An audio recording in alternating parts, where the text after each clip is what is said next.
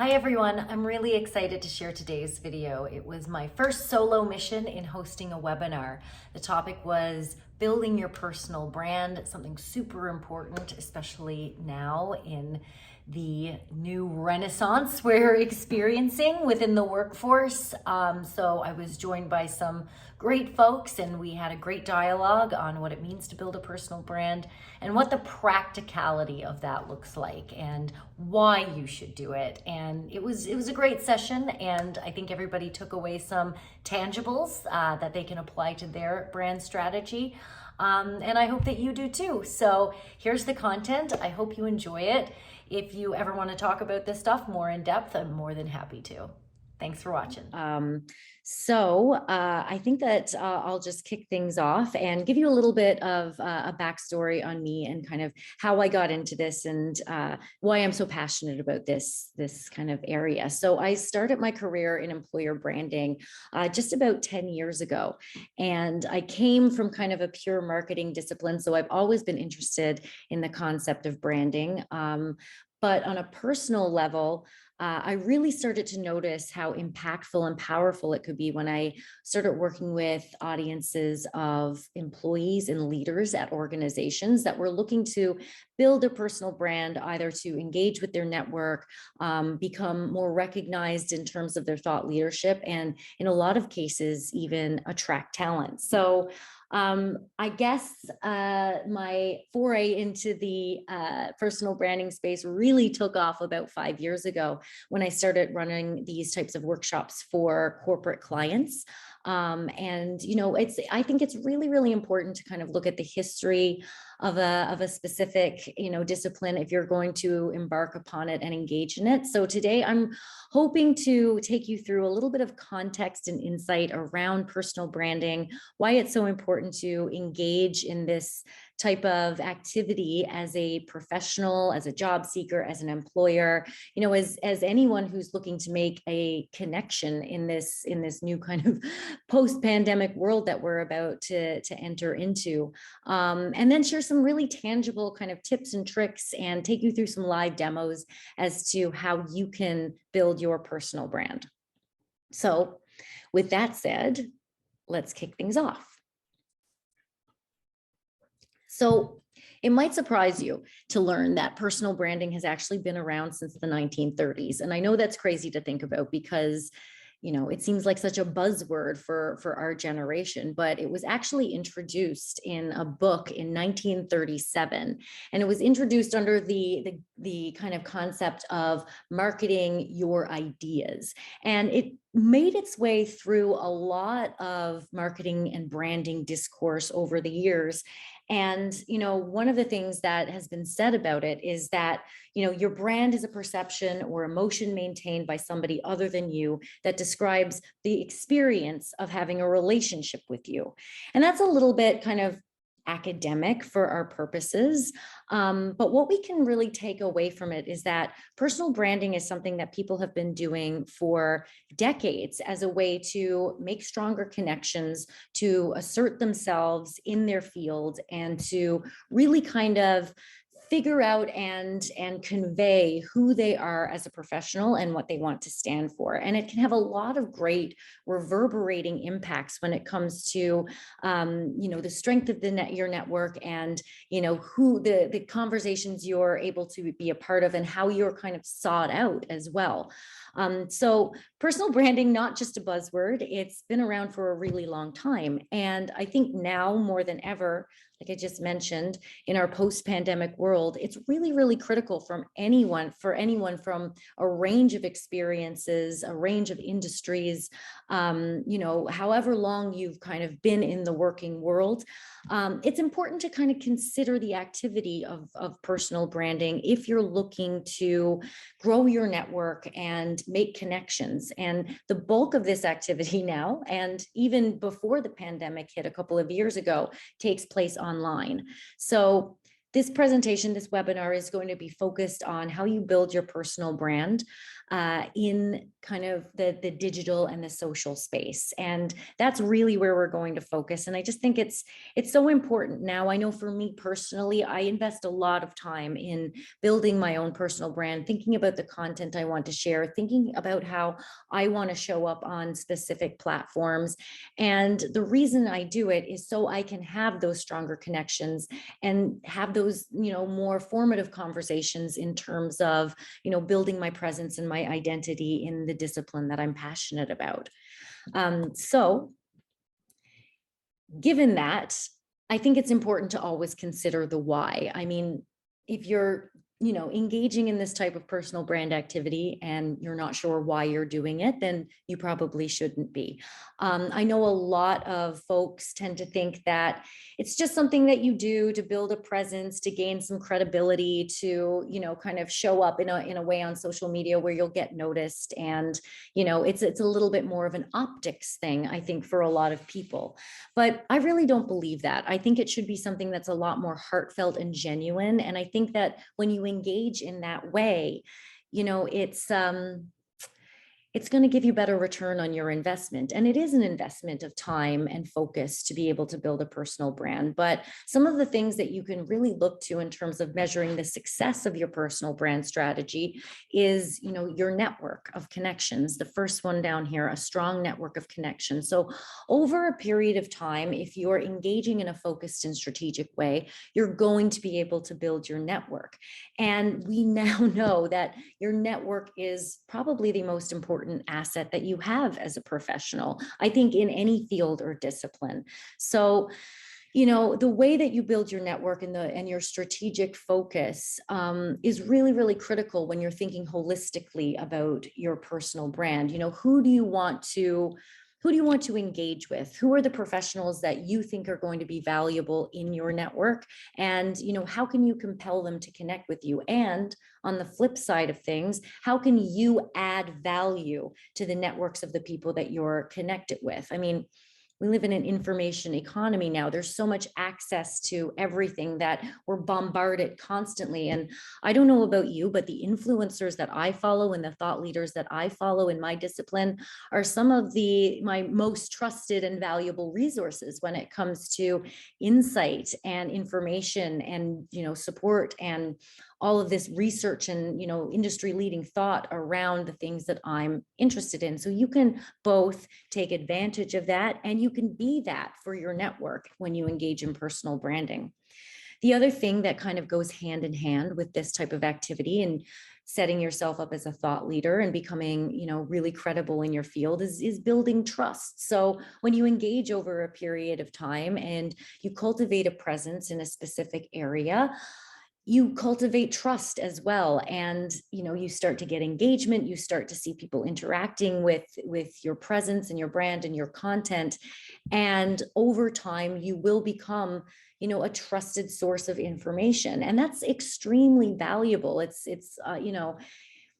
You really can't kind of monetize it or put a price tag on that type of activity and that type of engagement when you're actively cultivating trust and you're becoming a person who people look to for advice or insight or even just as a sounding board. I mean, that really is the goal in terms of building your personal brand, is to have a presence that people can respect and can trust.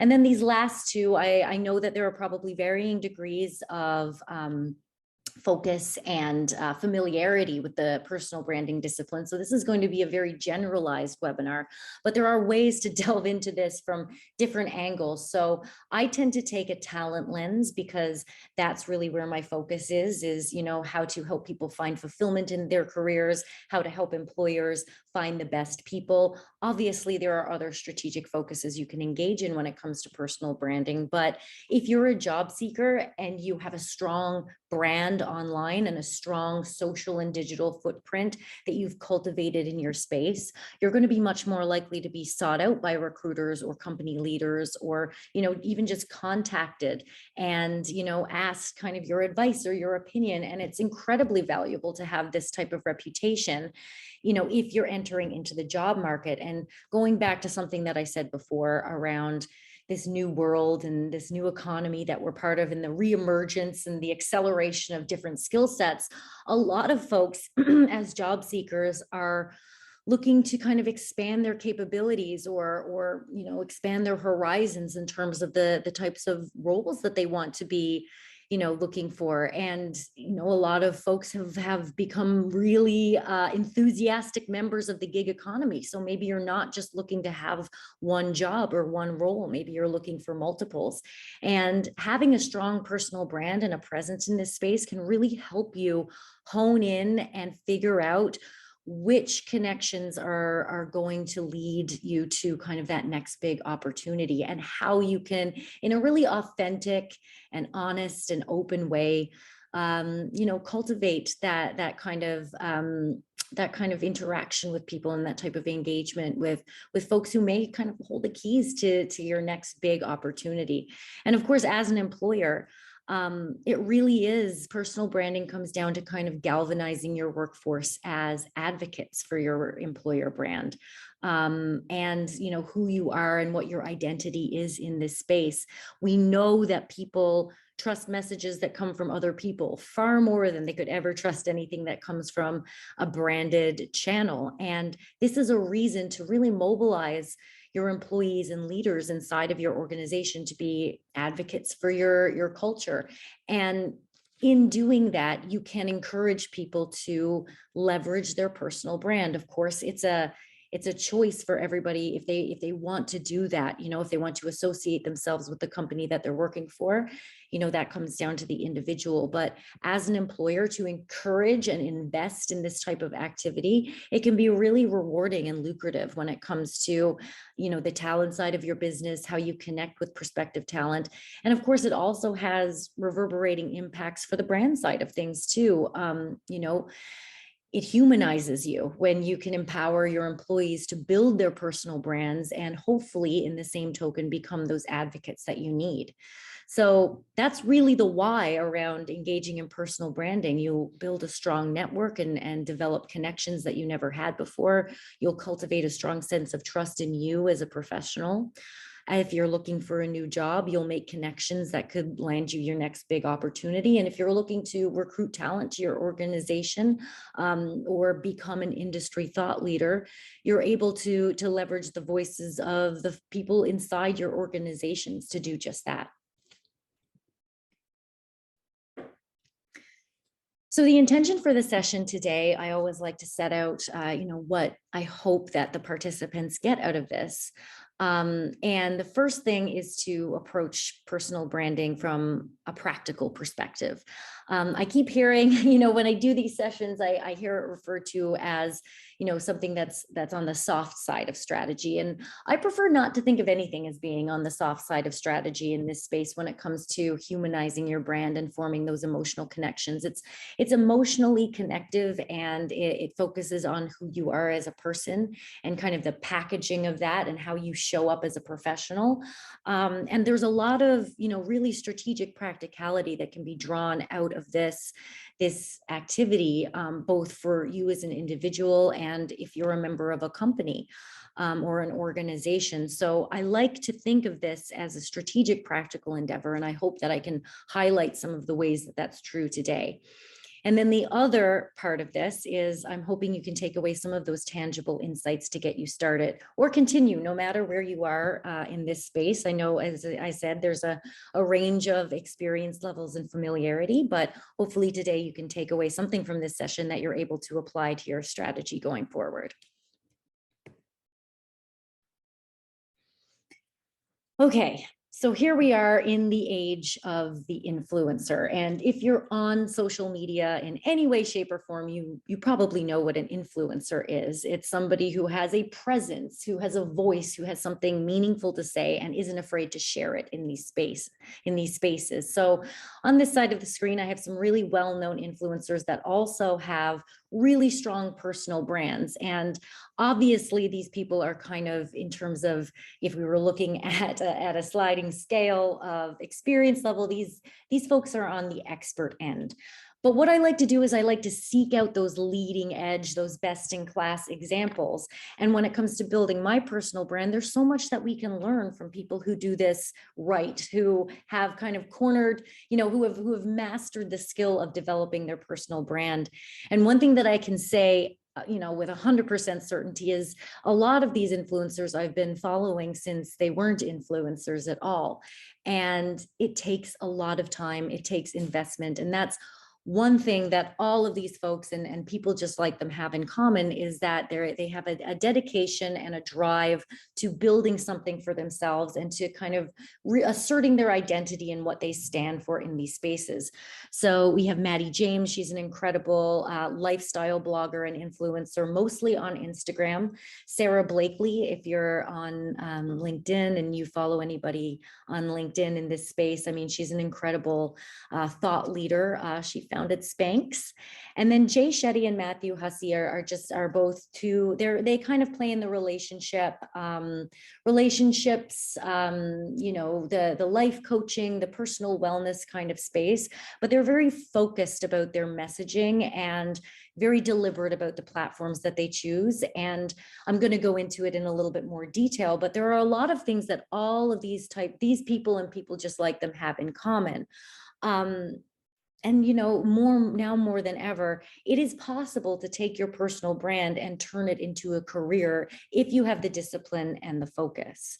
So next up, I want to talk a little bit about the three things that all great influencers or great personal branders have in common, and some of those practical kind of tips and tricks when it comes to enacting this for yourself. So, number one, all of these influencers have a very deep connection to their field.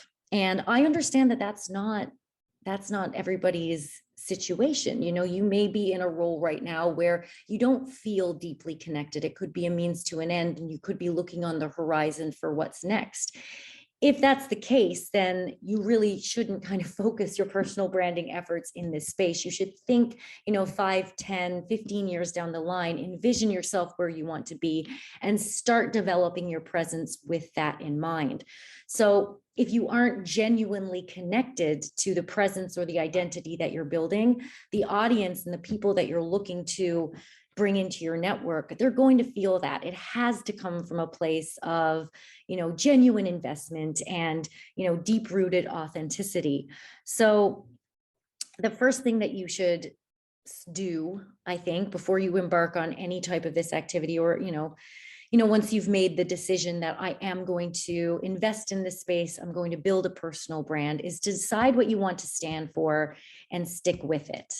That's a really, really important part of the process. And it's something that all of those folks on the previous page have done. They stand for something, they have a very clear purpose and kind of an ethos around their presence. So, somebody who does this really, really well is Matthew Hussey. And he has an incredible YouTube channel and, an Instagram presence, and he runs workshops for people all over the world.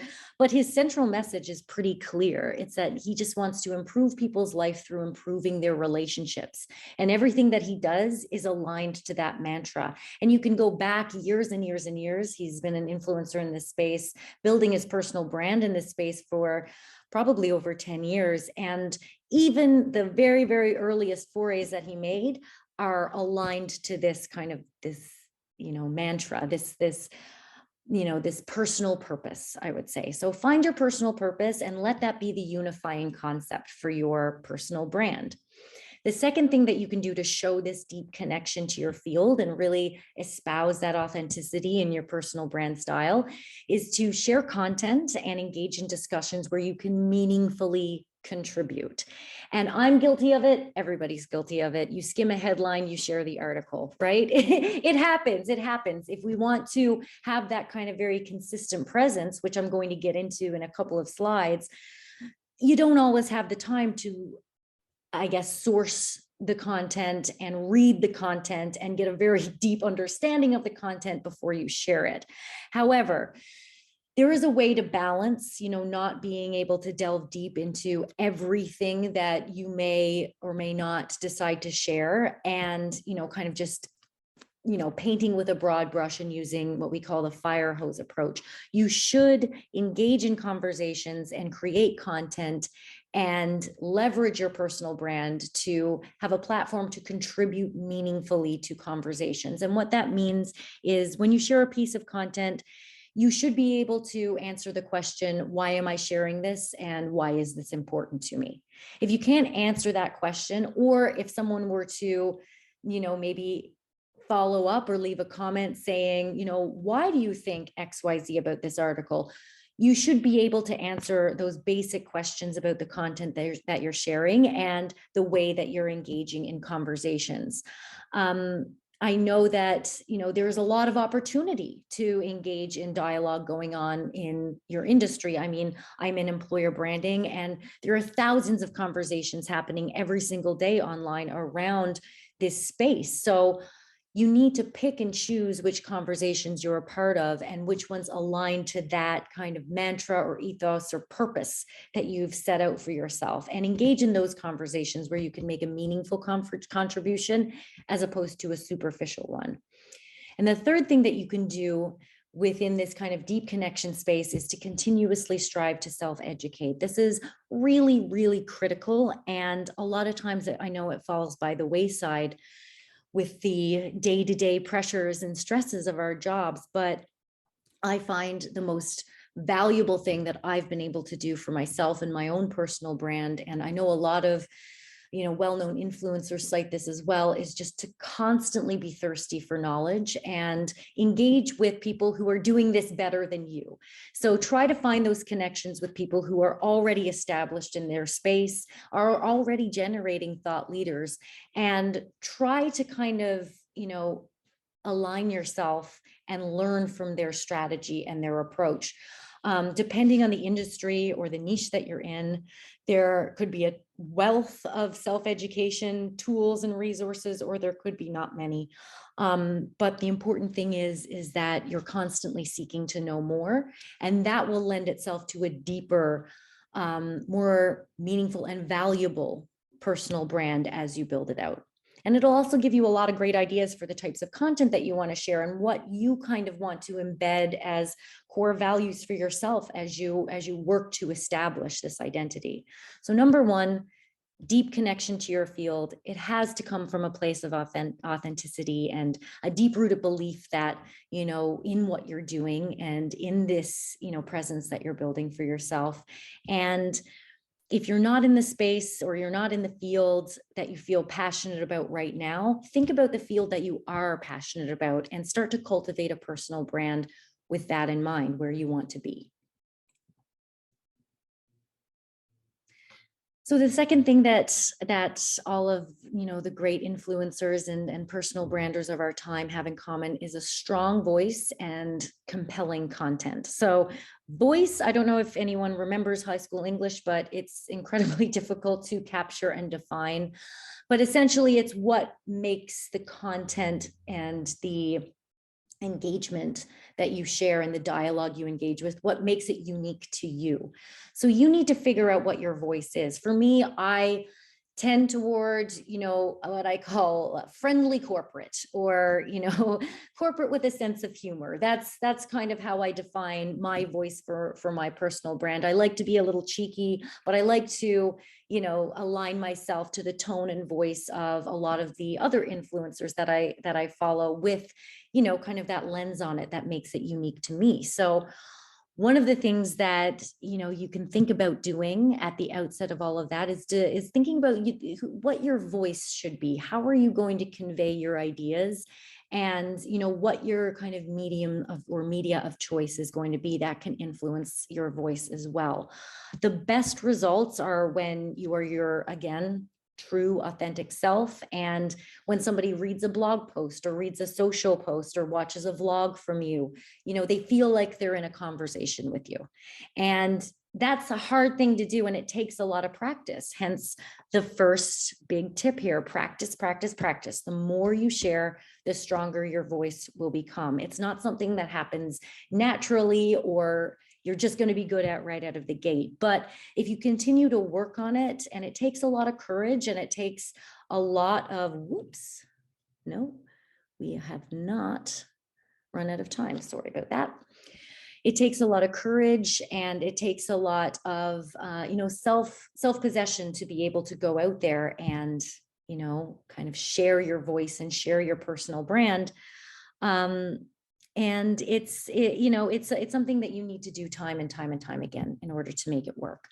The other thing that you can do is really consider your audience. So think about, the people that you want to attract and the people you want to compel with your strategy, and figure out what those messages are going to look like. If anybody's heard of the empty chair exercise, it's a really great one, and it's had its roots in marketing for a long time. And essentially how it was born was, a group of marketers would come together, and they would take a chair and they would put it in the room, and they would say, this is the client. This empty chair represents the client. So let's have a conversation amongst ourselves as if the client were in the room. You can do that, for yourself on an individual level. If you picture, the person or the group of people that you are looking to engage with, and you're looking to attract through your personal brand strategy in the room with you, what would you say to them, and what do you think that they care about? And do this little kind of psychological exercise with yourself to understand and figure out, the different kind of streams of engagement that you're going to employ as a part of your personal brand strategy. And then the third thing that you can do is invest in creating your own content. And that can be daunting for sure. I started blogging probably about 10 years ago. And I remember publishing my first post and being terrified and thinking it was going to go viral for all the wrong reasons. But since, I started doing that, I've embarked into, video blogging and, all of the key social platforms, microblogging. There are just a host of ways that you can generate your own presence and generate your own thought leadership. And that's just such an excellent kind of way to build your brand, because not only are you engaging in your space, but you're adding something unique. You're adding something that didn't exist before. And when you're kind of ready to level up from the basics of just getting your profile set up and getting your presence streamlined, it's really worthwhile to consider how you are going to be contributing to the breadth of knowledge and the dialogue that exists in your industry. Okay.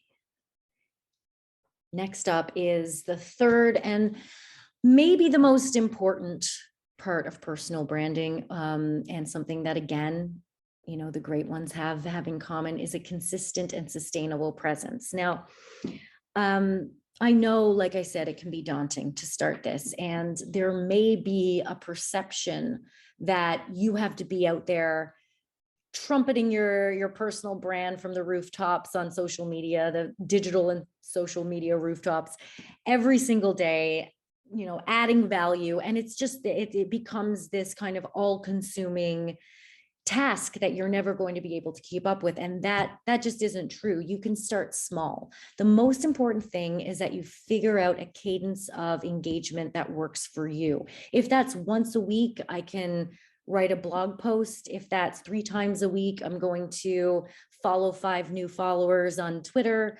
Whatever makes sense for you, hone in on that, figure out what it is, and then do it consistently and sustainably over time. It's so much more impactful to share 2 messages or 2 pieces of content, once a week, as opposed to going crazy in your first week and sharing everything and connecting with everyone, and then getting overwhelmed and going dormant for 3 months.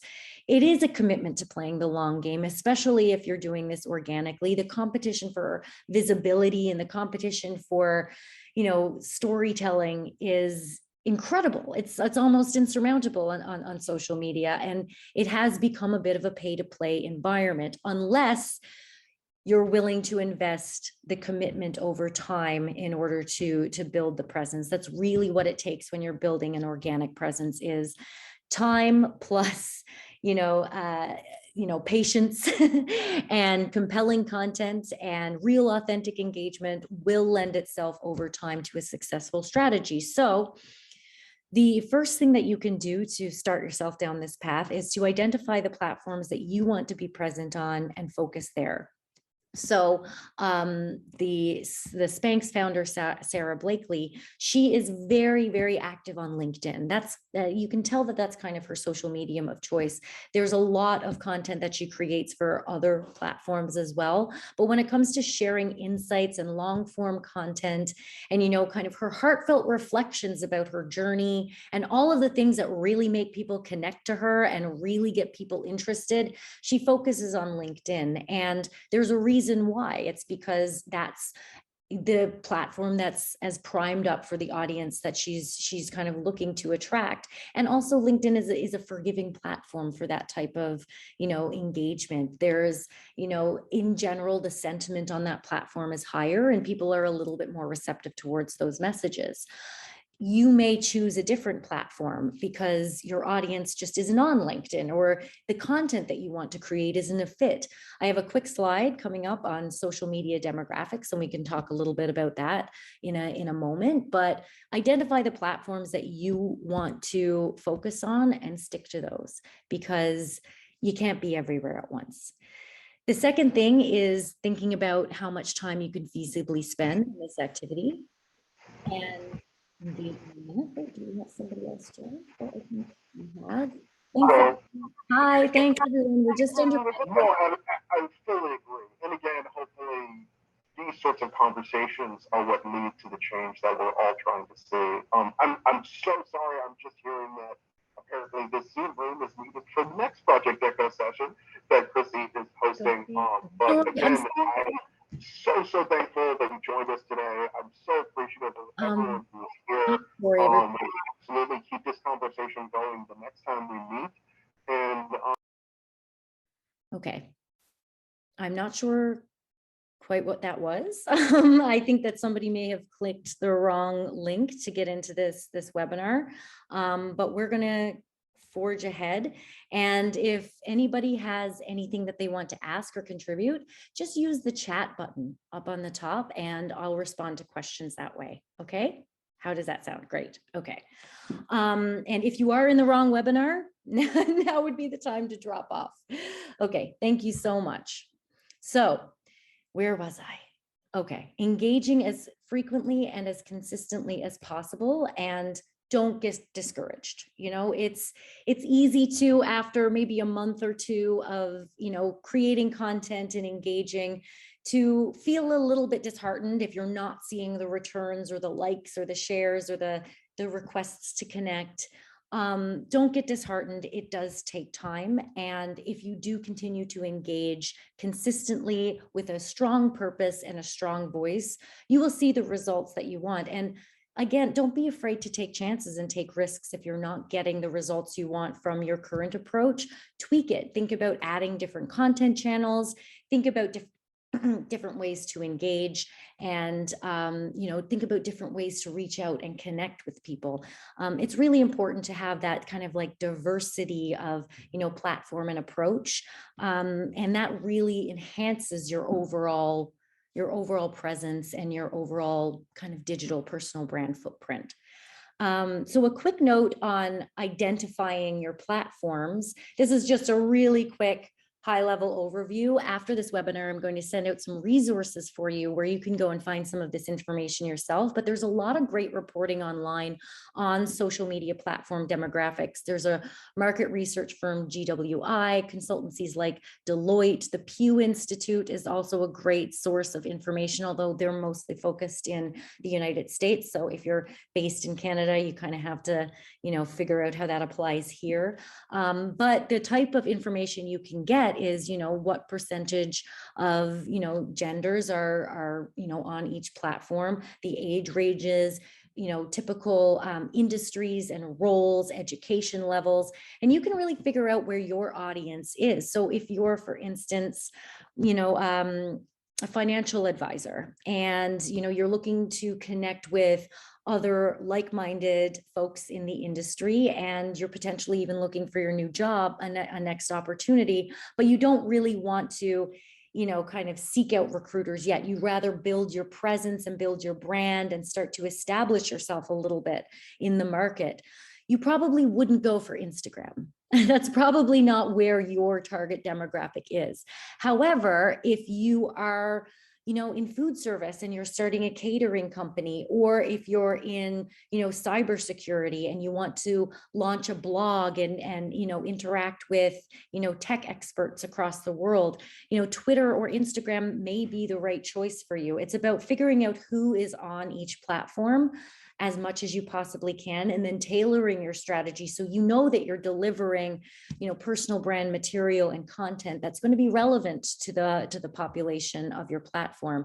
And then another thing I would say is use these as a general guide, but test and learn as you go along. So if you have an idea that I'm going to produce YouTube content based in this area because, the demographics of YouTube are more aligned to what I'm looking to build in terms of my presence, then try it out. If it doesn't work, there's nothing saying that you can't, explore another platform and see, how your content and how your brand, interacts with the folks there.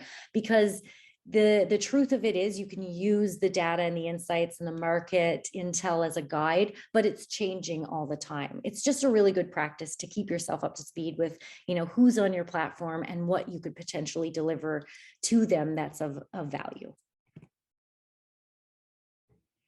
Okay, so now I want to take us off the presentation for a few minutes, and I want to actually do a live demo for you.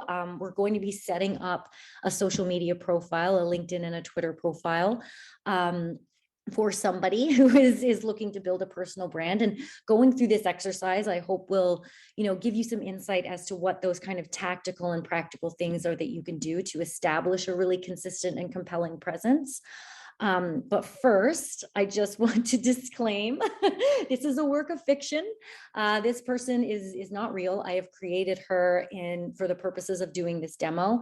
The profile will be deactivated afterwards. So any resemblance that this may bear to anybody that you may or may not know is completely coincidental, because this is just a person who has been created for the demo.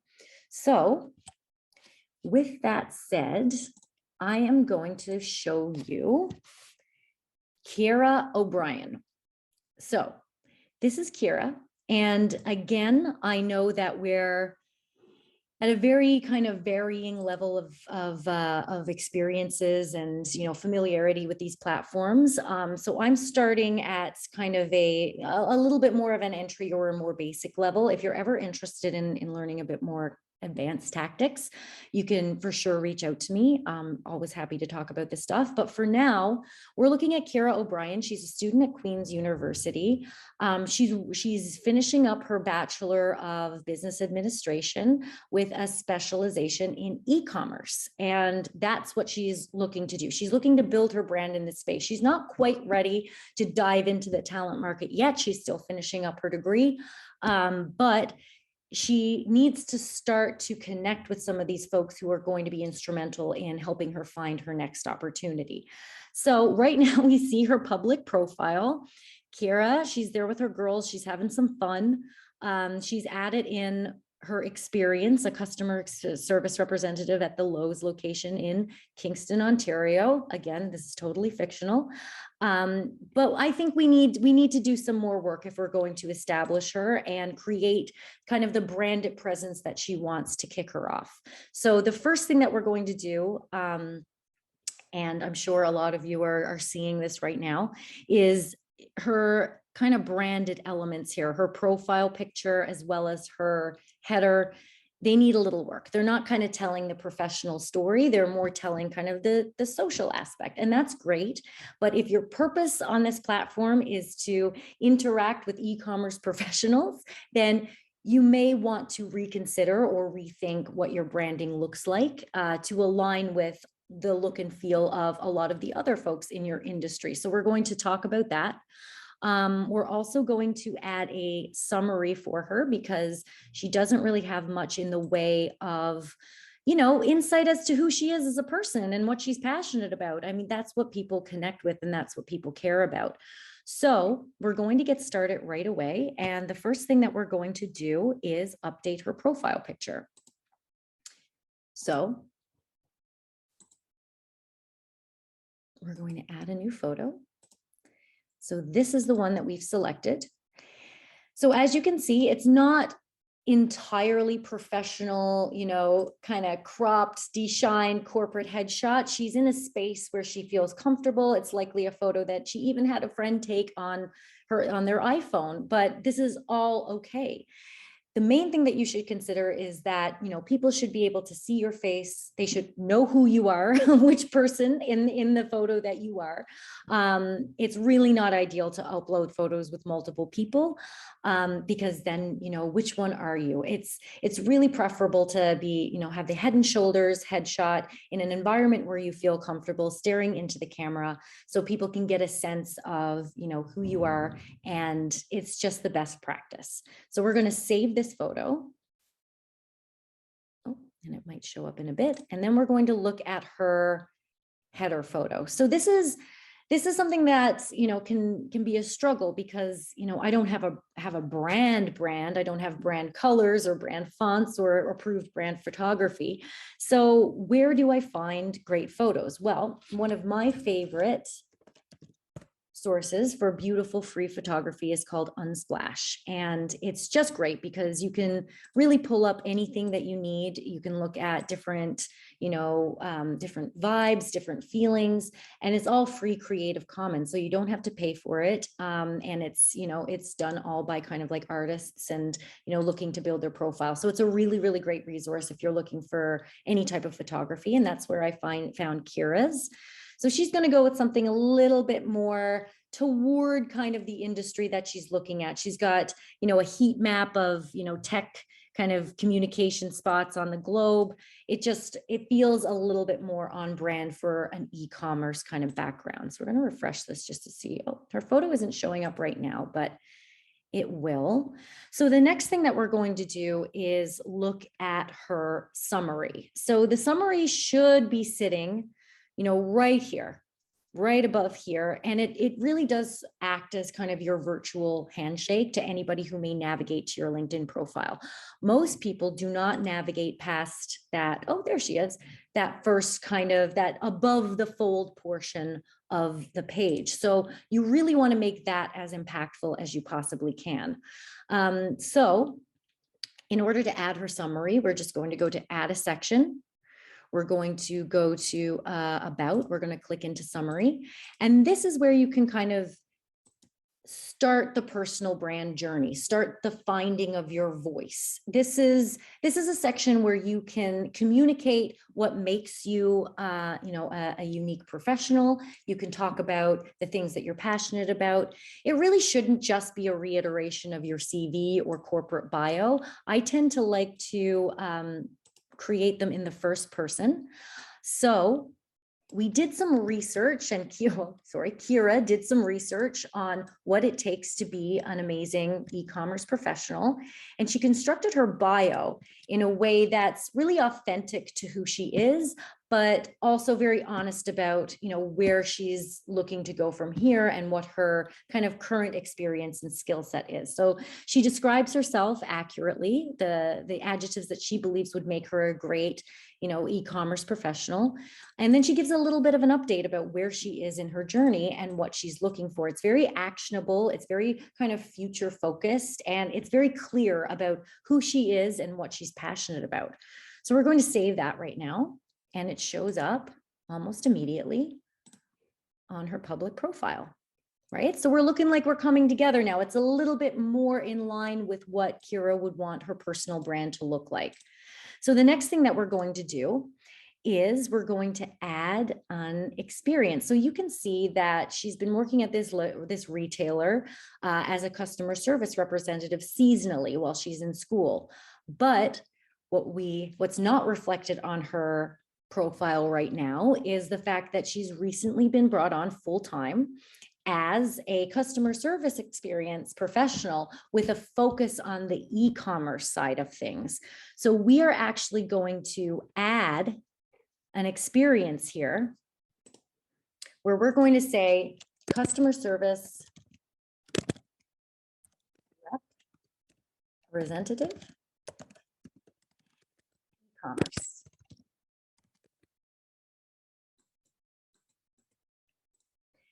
It's a full-time position. Full-time. It's with the same company. And it's in the same place. But where we get to kind of play around a little bit is in this description. And this is where, again, you have real estate to start to assert your personal brand. So what you want to do here is talk a little bit about what makes your experience kind of unique at this organization and what kind of qualifies you further in the niche that you're looking to build your identity in. So right now we're going to go e-commerce coordinator. These are a few of the things that she does. Excellent. We're going to save that. Oops, we have to start. Let's just say she started in September. There we go. Okay, so now she has some relevant experience, which creates that keyword-rich environment. So now when people in the e-commerce space are searching for new connections, she's going to be served up more readily as somebody who they might want to interact with. And since she's added this new experience, and since she's even further qualified to become, a thought leader, an influencer, a person with a personal brand in this space, we want to add it to her bio. So this one we just created. We're going to add another blurb. And this is about, just so you know, this is about as long as a bio should be. But in this section, she gets to talk a little bit about her specific experience at an entry level with e-commerce. So we're going to save that, and it makes it even more relevant.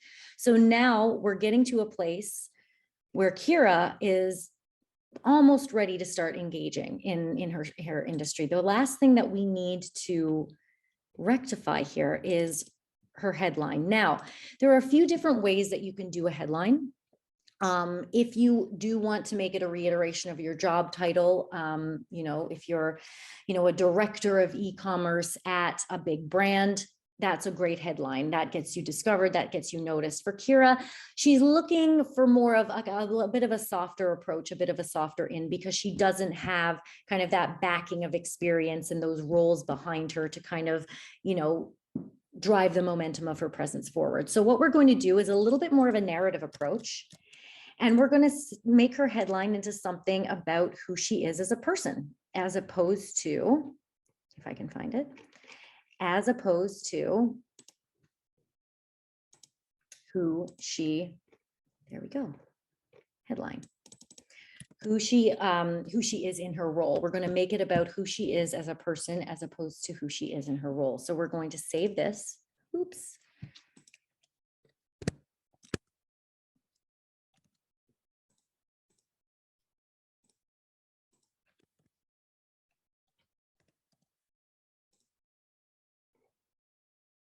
And we're just going to put this in. Perfect. Okay, so now that's all done. Let's reiterate. So we have the headshot, the more corporate friendly headshot that's appropriate for the LinkedIn platform. We also have her branded background photo that's more appropriate for her niche. We have a great headline that speaks to what she's passionate about, what she cares about, and gives people who may navigate to her profile a bit of a better idea of what she's looking for in her future. And then we have a really great bio that talks a little bit more about who she is as a person and a professional, and just kind of rounds her out as a person. So here we go. This alone is not a personal brand, by the way. This is just kind of the first step to getting yourself ready to engage in the personal branding space. So now that we have Kira set up on LinkedIn and she has this great profile that's super attractive, We want to start engaging in the space, right? We want to start generating some of that buzz and start getting our name out there a little bit. So a great way to do this is to join a group. LinkedIn has thousands and thousands and thousands of groups that are relevant to all different disciplines and interest areas. And a great way to kind of build your brand and start to network with like-minded people and build your presence is to join groups. I love doing it. So it's really simple. Kira is going to search up e-commerce in the LinkedIn search bar, and she's going to find a group. And here we go. E-commerce experts, #1 group for e-commerce best practices. So she can go and she can view this, and she can look a little bit into, what this group is about. She can, kind of do a little bit of her own reconnaissance on who these folks are and what their presence is. And if she's, excited and wants to join and wants to participate in the conversation, you can request to join the group. And once you get approved, it usually doesn't take more than a day or so. You get access to all of the insight and the thought leadership and the list of people who are a part of that group as well. As you can see, this has about 147,000 members. The great thing about groups as well on LinkedIn is if you're a member of the same group with somebody, you can message them without having to connect with them. So it's a really excellent way to get that into your industry, especially if you're just starting out. So that's #1, join a group, share a post, get involved in the dialogue. The second thing that we're going to do is find a connection and send an invite. Now, I'm not going to do this for real because I'll be deactivating this, demo profile afterwards, but you can pretty much find anybody the same way that you found the groups you want to be a part of. So let's look for e-commerce specialists. If anybody's used this platform before, LinkedIn, you probably know how to do this. But, you can see all of the people here who are, a member of the, the e-commerce kind of diaspora that exists on LinkedIn. And you can, find people based on, who they are kind of in the industry, what, again, you think they may be able to offer you. And the best way to do it is, okay. So that notification that I just got is because they're so far outside of my network that I can't connect with them. So that's a good point as well. Someone has to be either a second or a third degree connection in order for you to send an invite. But if I wanted to send an invite, I would visit their profile and I would simply click connect. And the best way to do this is to create a message and leverage it across your kind of connection outreach. So something like, "Hi, I'm Kira, looking to build my network in the e-commerce space. We connect." And that is really the best practice in terms of how you grow your network on LinkedIn. Is don't just send it out blind. Don't just kind of paper the town with your invites and try to build as large of a network as you can. It's really important to engage thoughtfully and to have kind of that personal touch when you reach out that gives the person you're looking to connect with a little bit of insight as to who you are and why you're reaching out. You'll have a much better success rate. So that's joining groups and connections. The third thing and final thing that I want to show you how to do on this platform is finding great content.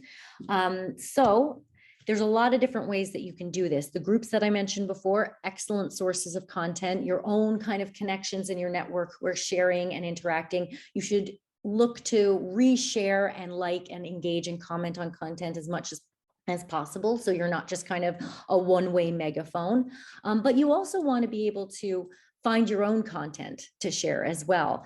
And I mean, Google, you can't really go wrong. It's the best way to go. But if we're searching e-commerce innovation, I don't just want to go kind of hunting blind for something that may or may not work for the content. The best way to find kind of relevant industry insight from reputable publications is to click into the news tab. And we're going to see that recently there's been a ton of amazing content on e-commerce. So if I'm Kira, I want to find something that would resonate with the audience and isn't too hard to digest since I'm in an entry-level space. This looks pretty good. You scroll down, you get a sense of the content. Like I said, remember, we don't just skim the headline, we get a sense of the content first. So we make sure that, you know, everything resonates, everything seems credible and reputable, and you believe in the content that you're sharing. It all looks good. These are great trends. So we're going to grab the article and we're going to share it. We're going to copy and paste. And here it is. And then were I Kara, I would create a post of, you know, 75 to 100 words that kind of summarizes my investment and my interest in the article and hopefully offers one new insight or application. It's great to summarize what you found and why you're interested in. It's even better if you can add something of value onto it. And that's really kind of where the personal branding starts to take hold. You're packaging your insight and you're delivering it to the industry as something that you hope they will find value in. And that really should be kind of a leading strategic lever in everything that you do. So that is starting a brand presence on LinkedIn.